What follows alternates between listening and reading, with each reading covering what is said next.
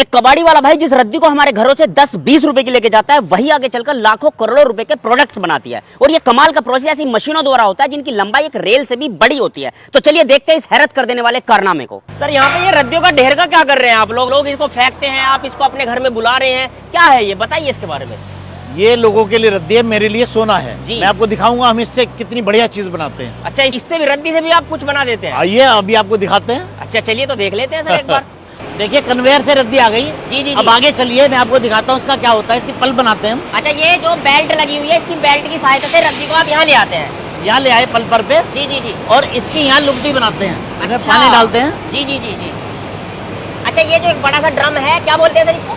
पल्पर। पल्पर। तो ये पानी डल रहा है और ऊपर से ये रद्दी डल रही है। जी। तो ये एक मिक्सर तैयार हो रहा है, एक तरीके से बड़ा मिक्सर कह सकते हैं। बिल्कुल, इसको, है ना, मिक्सी बिल्कुल, कह सकते हैं। बिल्कुल। तो ये आपने, चलिए ठीक है, हम मान के चल रहे हैं, आपने मिक्सर बना लिया। जी। अब इस मिक्सर का क्या करते हैं वो दिखाइए। बड़े बड़े जो पाइप लगे हुए हैं यहाँ पर, ये जाल सा बिछा हुआ है पाइपों का, तो इस मिक्सर का इस पाइपों के थ्रू ही आगे की तरफ चल रहा है क्या? जी जी, पंप से। हाँ जी। इसे पल्प को हम विभिन्न मशीनों में भेजते हैं। अच्छा। जहाँ इनकी क्लीनिंग होती है। अच्छा। इनमें से रेत निकाला जाता है, इनमें हाँ। कंकर कोई हो, लोहा हो। अच्छा अच्छा अच्छा, चलिए थोड़ा सा आगे की तरफ देख लेते हैं, जहाँ पर ये थोड़ा सा दिख जाएगा हमें। जी। दूर तक जो आप देख रहे हैं निगाह अपनी, जहाँ तक भी आपकी जा रही है, ये पूरा प्रोसीजर है इस पेपर को बनने का। लगभग कितनी लंबाई होगी सर इस मशीन की? लगभग 150 मीटर लंबाई है। 150 मीटर की। जी। चलिए एक बार आगे की तरफ अगला स्टेप चल के देख लेते हैं। इसे डेकर थिकनर बोलते हैं। जी। और ये पल्प में जो एक्स्ट्रा पानी है उसे निकालता जी। है। वो सारा साफ होकर पूरी पल्प मिल में क्लीन होकर यहाँ आ गया। अब आप देखिए कितना साफ है। अब ये इससे पेपर बनने के लिए तैयार है पल्प। ये रेडी है बिल्कुल। हाँ जी। पल्प की सफाई होने के बाद जी। पल्प इस हेड बॉक्स में आती है। अच्छा। और यहाँ से ये जाली है, जाली के ऊपर आती है। अच्छा, ये जो लेयर बिछी हुई है, एक जाली के ऊपर लेयर बिछी हुई ये है। जाली के ऊपर पल्प की लेयर है। ओके ओके, तो ये जो नीचे निकल रहा है, ये पानी निकल रहा है सर? इसका पानी यहाँ निकलता है। ओके। ये 2 लेयर में बनता है हमारा पेपर। जी जी जी। एक लेयर ये थी, दूसरी लेयर ऐसे ही ऊपर से आ रही है। तो मतलब एक और पेपर आपका दूसरी साइड चल रहा है, ये कह रहे हैं आप? हाँ, और दोनों यहाँ मिल जाती हैं इस तो जगह। वो दोनों मिलके एक ही हो जाता है? दोनों मिलकर एक हो मतलब मोटा बन जाता है एक हाँ तरीके जी। से, इसलिए। ओके। उसके बाद ये फर्स्ट प्रेस है। ये जो 2 बड़े बड़े से रोल हाँ लगे जी। हुए हैं। तो इसमें जी। पेपर को प्रेस किया गया। हाँ हाँ। और ज्यादा पानी निकल गया। ओके। फिर ये आगे दूसरी प्रेस में चला जाता है। तो इसका पानी निकल के वही नीचे की तरफ आ जाता है? एक और प्रेस में फिर इसे प्रेस करा। जी जी जी। और ज्यादा पानी निकल गया। ओके। फिर एक और में किया। उसके बाद चौथी प्रेस में करा। अब यहाँ से पेपर ड्रायर के अंदर आया। ओके। इन ड्रायर के अंदर स्टीम है। अच्छा, ये यहाँ तक तो अपना प्रेसिंग चल रही थी। हाँ। इसके बाद जो अगली ये मशीनें हैं, ये ड्रायर है? इसके अंदर जी। स्टीम है। Okay okay. गर्म है ये। अच्छा अच्छा। तो अब अच्छा। ये सुखा रहा है स्टीम से। मतलब ये जो रोल है, इसके ऊपर जैसे जैसे पेपर लिपट रहा है, तो समझिए ये पेपर को सूख रहा सुखा रहा है। है। तवे की तरह है। तवे की तरह काम कर रहे हैं, जैसे रोटी को सेकते हैं। बिल्कुल। ये है स्टार्च साइज प्रेस। तो स्टार्च का क्या महत्व होता है सर? अरारोट जो होता है ना, जी जी जी। वो चढ़ाते हैं। पेपर में स्ट्रेंथ बढ़ाता है। यहाँ पे जो ये छोटा सा जो बीच वाला जो रोल देख रहे हैं, इसी के ऊपर स्टार्च लगा हुआ है? इसके ऊपर चार्ज लगा हुआ है। इसे बोलते हैं QCS, जी जी जी। Quality control system. ओके। तो ये ऑटोमेटिक कितना मोटा पेपर है हाँ। और इसमें कितना मॉइस्चर है, वो सभी ऑटोमेटिक बताता रहता जो ये मशीन चल रही है हमारी इधर से इधर, ये बता रही है ये चीज? ये बता रही है। क्वालिटी क्या है पेपर की? है। हाँ, ये कैलेंडर है। कैलेंडर? हाँ जी।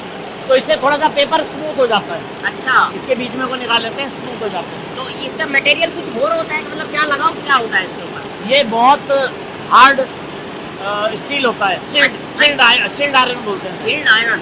और इसके यहाँ बाद से ये आगे जी, जंबो रोल बना लिया, एक बड़ा रोल बना लिया। बड़ा रोल बनाएंगे, कलेक्ट करके हमने अपना पेपर। ये तो सर मिनटों सेकंडों के हिसाब से पेपर बन रहा होगा ना? हाँ हाँ। ऐसा कुछ अनुमान कि भाई 1 मिनट में कितने मीटर पेपर निकल जाता है? अभी कैलकुलेट करके बता दूंगा। अच्छा अच्छा। फिर ये जंबो रोल यहाँ लाते हैं। अच्छा, ये जो बड़ा रोल है हाँ। आपका, बन के यहाँ आ जाता है कटिंग के लिए? हाँ जी। ओके, आइए।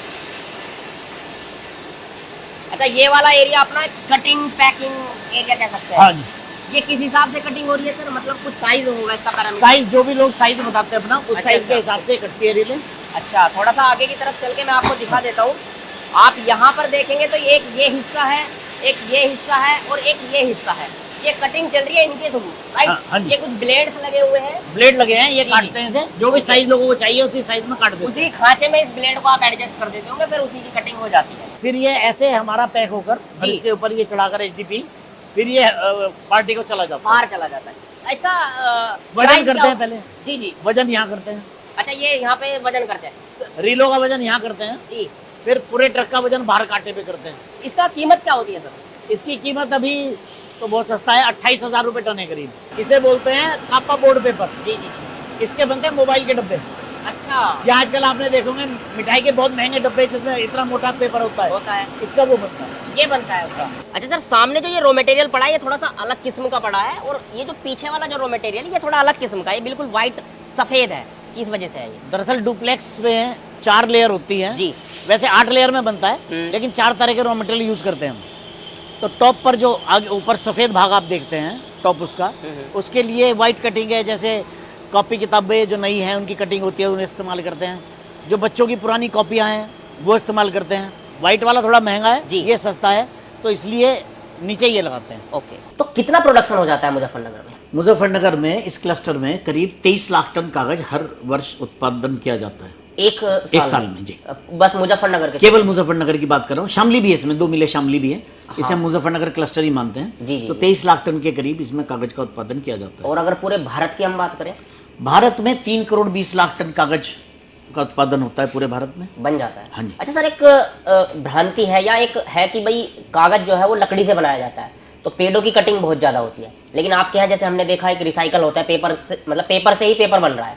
तो वो जो लकड़ी वाला पेपर होता है और ये जो होता है उसका क्या मतलब, इसके बारे में बताइए थोड़ा सा। दरअसल हमारे यहाँ की जो किताबें हैं जी, वो सारे अंग्रेजों की कॉपी करी हुई हैं। तो वहाँ क्योंकि पेड़ से बनाते हैं तो सोचते हैं कि इंडिया में भी पेड़ से बनता होगा। अच्छा।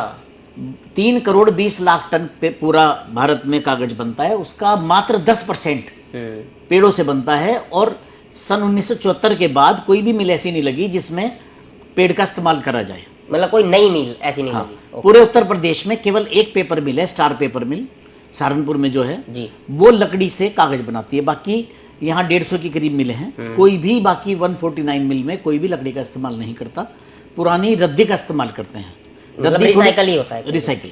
जी। तो उस पेपर में और इस पेपर में कुछ अंतर होता है क्या? हाँ, थोड़ा अंतर तो होता है क्योंकि वो वर्जिन फाइबर से बनता है, तो उसकी क्वालिटी थोड़ी बेहतर होती है। जी। अच्छा सर, लकड़ी के अलावा और क्या क्या चीजों का इस्तेमाल हो सकता है पेपर बनाने के लिए? बगास का इस्तेमाल होता है जी। कई पेपर मिल ऐसी हैं, जैसे यहाँ मुजफ्फरनगर में बिंदल पेपर है, बड़ी अच्छी पेपर मिल है, वो बगास से बनाते हैं जी। और KR पेपर मिल है, वो बगास से बनाते हैं। बगास? व्हाइट पेपर, बहुत गन्ने की खोई जो है। अच्छा, खोई जो होती है। हाँ, गन्ने का वेस्ट, उससे बहुत बढ़िया पेपर बनता है। गन्ने के वेस्टेज से? जी जी जी, मैं दिखाता हूँ आपको। जी जी जी, दिखाइए। ये वाला पेपर जो है जी, ये बिंदल पेपर का बना हुआ पेपर है, जिसको हम A4 साइज बोल रहे हैं। A4, हाँ। इसके ये बारे में पूरा सभी पूरा का जानते पूरा बगास का बना हुआ है। अच्छा, तो क्वालिटी तो बढ़िया है? बहुत बढ़िया क्वालिटी है। तो इससे तो सर किसानों को भी बहुत फायदा हो सकता है? इससे निसंदेह किसानों को बहुत फायदा होगा। बल्कि पहले, अब से करीब 22-23 साल पहले, 2000 के करीब में, सरकार जो है जो गन्ने की खोई से बनाता था पेपर, उन्हें प्रोत्साहन देती थी, एक्साइज ड्यूटी इन पर नहीं थी। अच्छा। बाद में वो फिर हटा लिया गया। लेकिन सरकार को कुछ ना कुछ प्रोत्साहन देना चाहिए, क्योंकि अगर 22-23 लाख टन कागज मुजफ्फरनगर में जो बनता है, या पूरे उत्तर प्रदेश में करीब 53 लाख टन बनता है। ठीक है। अगर ये सारा गन्ने की खोई से, और जो भूसा होता है जो डंगरों के खाने लायक नहीं होता, कंबाइन मशीन से काटा हुआ जो नीचे का रह जाता है, गेहूं का, धान का भी क्या? नहीं, धान से नहीं बनाते, ज्यादातर गेहूं का। ओके। तो उस भूसे से और खोई से अगर पेपर बनाए तो उत्तर प्रदेश की स्थिति किसानों की बहुत ही बढ़िया हो जाएगी। हाँ, क्योंकि गन्ने का रेट ऑब्वियसली बात है बिल्कुल ज्यादा मिलेगा। पूरे उत्तर प्रदेश में कम से कम 60-65% किसान हैं। बिल्कुल। तो उनकी आर्थिक स्थिति मजबूत अगर होगी तो पूरे प्रदेश की स्थिति मजबूत होगी, अगर सरकार इसको और ध्यान दे। बल्कि यूकलिप्टिस और पॉपुलर से भी सरकार को थोड़ा सा इसमें कुछ सब्सिडी दें या कैसे भी प्रोत्साहित करें पेपर इंडस्ट्री को, तो उससे भी किसानों की आय बहुत जबरदस्त बढ़ेगी। और पेपर जो वेस्ट पेपर, क्योंकि शॉर्टेज है वेस्ट पेपर की, वो इंपोर्ट होना बहुत कम हो जाएगा, हमारे फॉरेन करेंसी बहुत बचेगी। अच्छा, जो ये रॉ मटेरियल आपका वो आप इंपोर्ट भी करते हैं? मतलब यहाँ नहीं इंपोर्ट करना पड़ता है, क्योंकि कागज जो है, जितना हम कागज बनाते हैं जी, उसका 60 से 65% ही वापस आ पाता है। अच्छा। हाँ, बाकी कुछ गल जाता है, कुछ जला लेते हैं लोग, कुछ फ्रूट्स की पैकिंग में, और वो कुछ स्टोर कर लेते हैं। मान लो टीवी 15 साल पहले भी खरीदा हो तो उसका डब्बा टांड पे भी रखा होगा। घरों में तो ज्यादातर ऐसे ही होता है। बिल्कुल। तो 60-65% वापस आता है। हाँ। इसलिए जो है कुछ पेपर इंपोर्ट करना पड़ता है, वेस्ट पेपर। जो हम बैठे हुए हैं वो बिंदलास ड्यूप्लेक्स लिमिटेड आपकी कंपनी है जी। तो ज्यादातर जो आपका जो बना हुआ पेपर है इस फैक्ट्री का, इस कंपनी का, तो वो बाहर भी जाता है, बाहर देशों में, मतलब बाहर का मतलब है, या इंडिया में ही उसकी खपत हो जाती है? ज्यादातर खपत इंडिया में है। कई बार बाहर के ऑर्डर भी आते हैं। हमने पहले श्रीलंका भेजा, दुबई बहुत भेजा, और चाइना गया हमारा पेपर, जी, और भी कई कंट्रीज में गया, बांग्लादेश गया। लेकिन क्योंकि आप अगर देखें हम नॉर्थ में बैठे हैं, जी अब इंडिया में चारों दिशाओं में, 3 दिशाओं में तो समुद्र है, लेकिन हम तो समुद्र से दूर हैं, बहुत। तो हमारा फ्रेट ज्यादा बैठता है, अच्छा। तो इसलिए बहुत कभी कभी पड़ता आता है बाहर का, हम्म, इसलिए कम ही एक्सपोर्ट कर पाते हैं। इंडिया में ही खपत हो जाती है। अच्छा, अगर अब हम बिजनेस की बात करते हैं, यदि किसी को आपसे पेपर खरीदना है, जी, अब ऐसा तो है नहीं क्योंकि बड़ी फैक्ट्री है तो कोई 1-2 मीटर या 1-2 टन खरीदेगा, तो कम से कम कितना आपसे खरीदना पड़ेगा? अगर आपसे एक ट्रक तो खरीदे कम से कम, कितना वजन होगा वो? मतलब 10 टन या 15 टन कम या से कम 20 टन। जी, इतना तो खरीदे। जी। संपर्क कैसे किया जा सकता है आपसे? संपर्क तो हमारे मोबाइल नंबर है, सबको पता है, जिसे पेपर खरीदना हो वो ढूंढ लेता है मोबाइल नंबर, जी जी जी। और वो फिर फोन करता है, हमारे पास आ ये जाता है। बिंदलास ड्यूप्लेक्स लिमिटेड। लिमिटेड, हाँ जी। और थोड़ा सा अगर आप एड्रेस भी बता दें, अगर कोई मान के चलिए विजिट ही करना चाहे यहाँ पे मुजफ्फरनगर में। ये मुजफ्फरनगर से 10.6 किलोमीटर दूर है, तो इसका एड्रेस है बिंदलास ड्यूप्लेक्स लिमिटेड, 10.6 किलोमीटर, भोपा रोड, मुजफ्फरनगर।